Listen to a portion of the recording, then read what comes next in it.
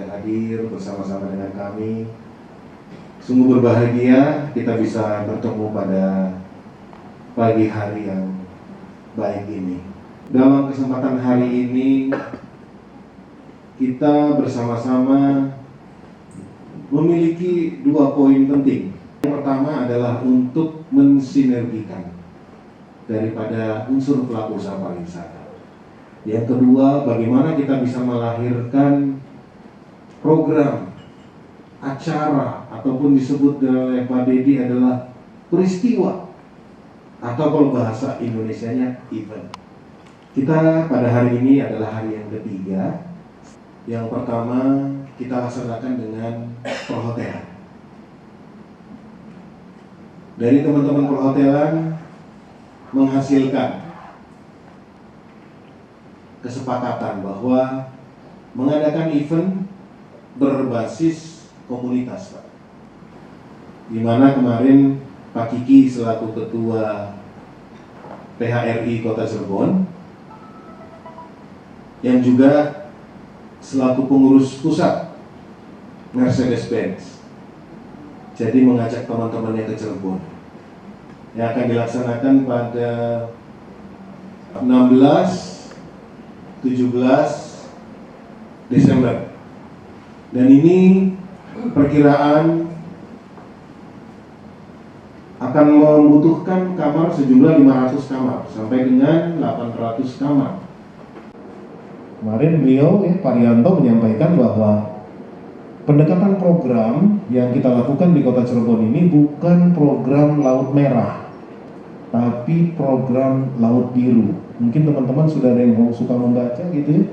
Jadi program ini pola pikir kita arahkan kepada Blue Ocean. Blue Ocean itu apa, Bapak Ibu? Di mana program kita yang kita susun itu bukan program, waduh ada ini banting harga, ini perang harga dan sebagainya. Itu adalah program Laut Merah, laut yang berdarah-darah. Berolahraga sebentar, dipersilahkan Ibu dan Bapak untuk berdiri.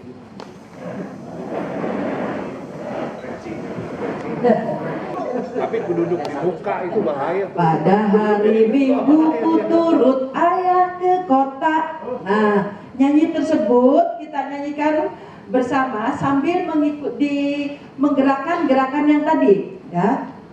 1, 2, 3. Pada hari Minggu ku turut ayah ke kota. Di tempat istimewa ku duduk di muka. Duduk sambil Pak Kusir yang sedang bekerja, mengendarai kuda supaya baik jalannya. Duk tik tak tik, duk tik tak tik, duk tik tak tik, duk. Duk tik tak tik, duk tik tak tik. Sekali lagi. Duk tik tak tik, duk tik tak tik, duk tik tak tik, duk. Terus sekali lagi. Duk tik tak tik. Terima kasih. Tepuk tangannya mana? Silakan duduk kembali. Wisata Wisma maupun wisata Nusantara itu jumlahnya 360.654 pada tahun 2011. 2012 meningkat menjadi 477.207. Kenapa ini bisa meningkat secara tiba-tiba? Ada yang tahu? Pada tahun 2017. Betul. Di kita ini ada Festival Keraton Nasional FKN, sehingga ada kenaikan sebesar 2.000 wisatawan yang hadir ke Kota Cirebon. Kepada Ibu dan Bapak yang hadir di sini, terutama yang objek wisata, kami mengucapkan terima kasih karena dari objek wisatalah yang rutin melaporkan datanya kepada kami. Terima kasih. Bapak dan Ibu yang saya hormati, sedikit saja saya akan berbagi tips bagaimana cara kita membuat sesuatu yang sifatnya kreatif atau yang disebut dengan gembok. Artinya jika kita berkaca dari visi misi kota Cirebon sebagai kota sehati, mewujudkan kota sehati berbasis sejarah dan budaya, itu bagian daripada data yang harus kita pegang. Jadi narasi yang dibangun oleh leluhur kita itu cukup kuat sehingga orang datang berdiri ke kita.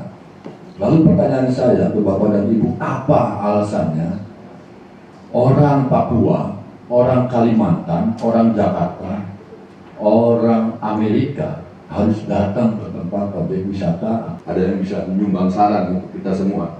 Dari camat dulu, camat barangkali ada menyumbang saran. Terima kasih Mas Dedi. Assalamualaikum warahmatullahi wabarakatuh. Perkenalkan, nama saya Muhammad dari Kampung Wisata Seni yang ada di Kanoman. Saya itu diapit oleh dua keraton yang tamunya itu banyak setiap tahunnya. Ada keraton Kanoman dengan keraton Cirebon. Yang saya lakukan itu saya berusaha untuk mendatangkan mahasiswa-mahasiswa yang khusus untuk belajar kesenian tradisional Cirebon, sejarah Cirebon. Gimana Pak, untuk perhatian pemerintah sendiri dan untuk kampung wisata sendiri gimana menurut Bapak Pak? Ya, kalau kampung wisata Kanoman itu sebetulnya dapat petunjuk dari pemerintah. Kita ditunjuk sebagai kampung wisata seni yang kebetulan setiap harinya itu kita berkesenian. Jadi berlatih kesenian, juga kita berdekatan dengan keraton. Jadi pemerintah itu menetapkan Kampung Kanoman Utara itu sebagai kampung seni. Sebaiknya yang dilakukan pemerintah terhadap wisata sendiri seperti apa, Cak? Ya, kalau pemerintah harusnya lebih gencar berpromosi tentang kearifan yang ada di kita di sini ya. Wisata di Cirebon sangat banyak, beraneka ragam. Ini satu potensi dan kekayaan yang harus kita jual pada mereka. Bapak ada yang mau minta? Boleh. Terima kasih yang besar. Assalamualaikum warahmatullahi wabarakatuh. Saya hanya menambahkan saja Pak. Saya namanya Pak Haji Mahfud.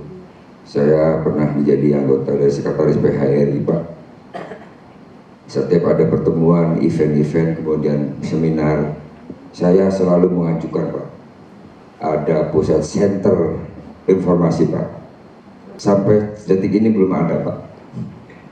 Jadi mohon pusat center itu apabila ada tamu-tamu dari luar kan kita tahu Pak. Jadi ada tempat dan disitulah pusat informasinya.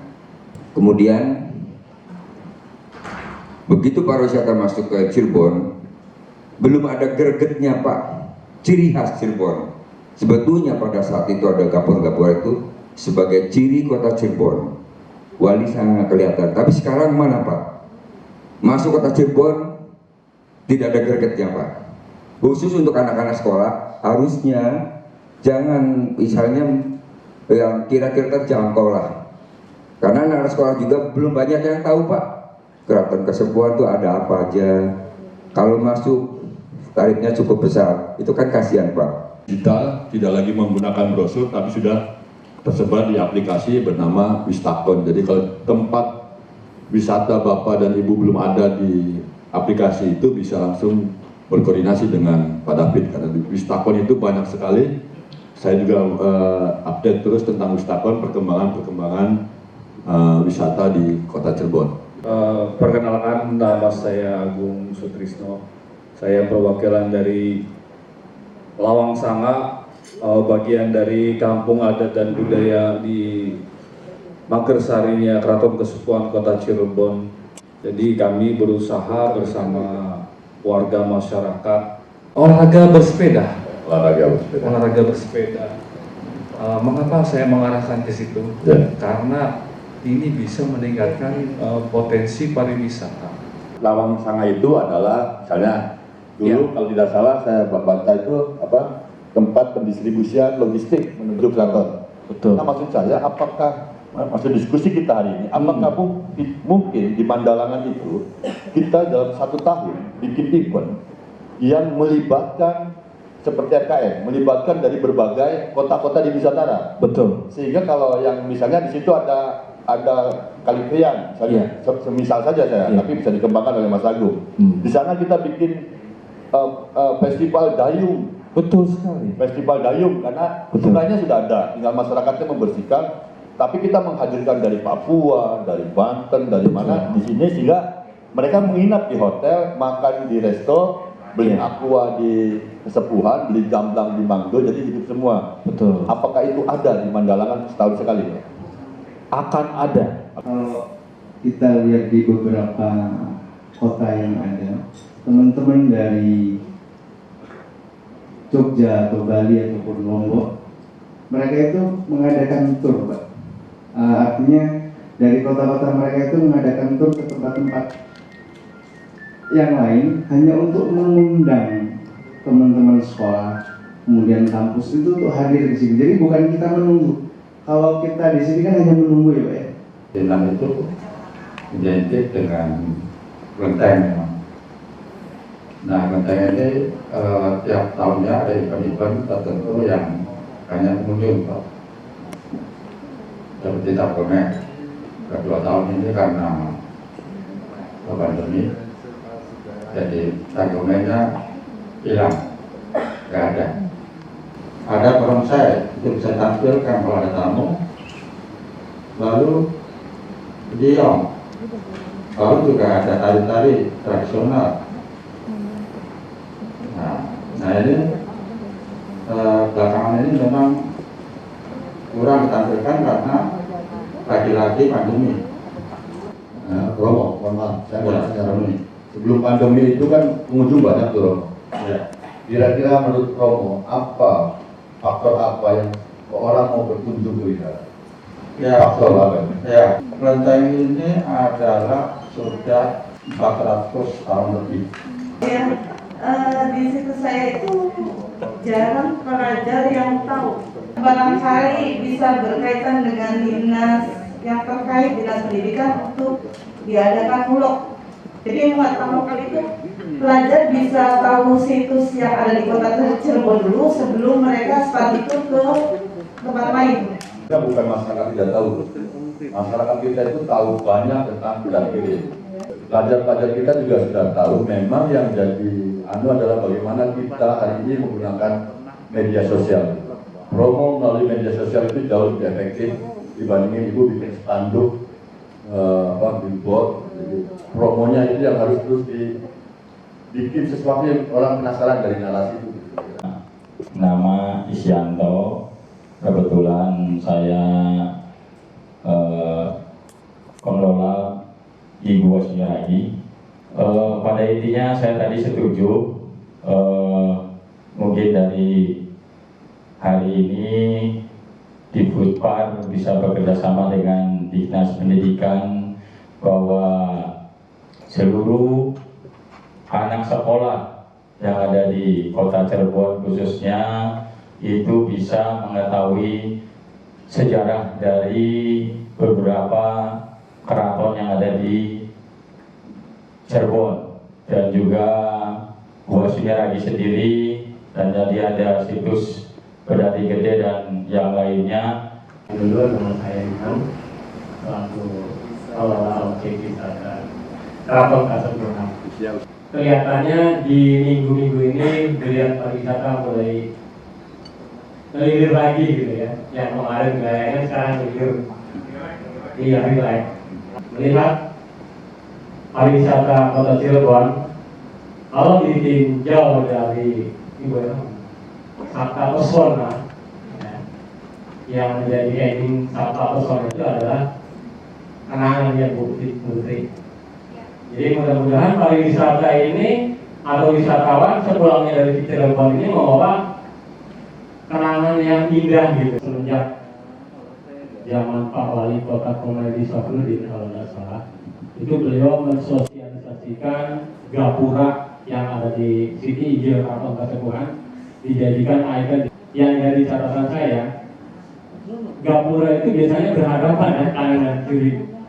Coba lihat gapura yang ada di Jalan Mahwoko depan gereja Advent itu gapura kok bersinggungan gitu.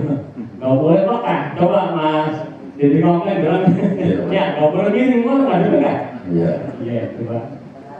Ya, jadi untuk pembangunan di Kota Cirebon, tolong yang ngerti ya bawa di Payoro, salah tidur.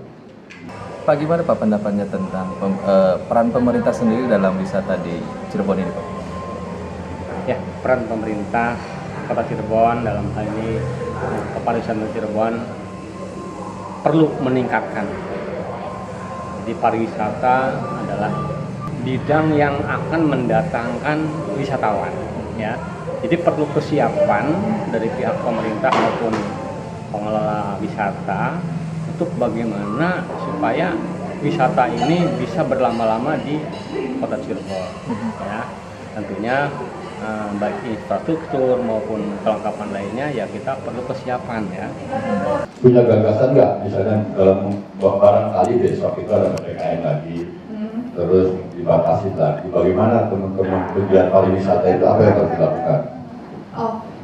Sebelumnya sih yang pasti kalau misalkan dari kita pengen promosi agar semuanya itu tahu dulu, karena mungkin ya kalau misalkan dari teman-teman aku pun juga kalau misalkan nanya itu kalau di Cirebon tuh ada apa sih gitu, kayak terus juga teman-teman aku kalau di Cirebon tuh ada apa sih gitu.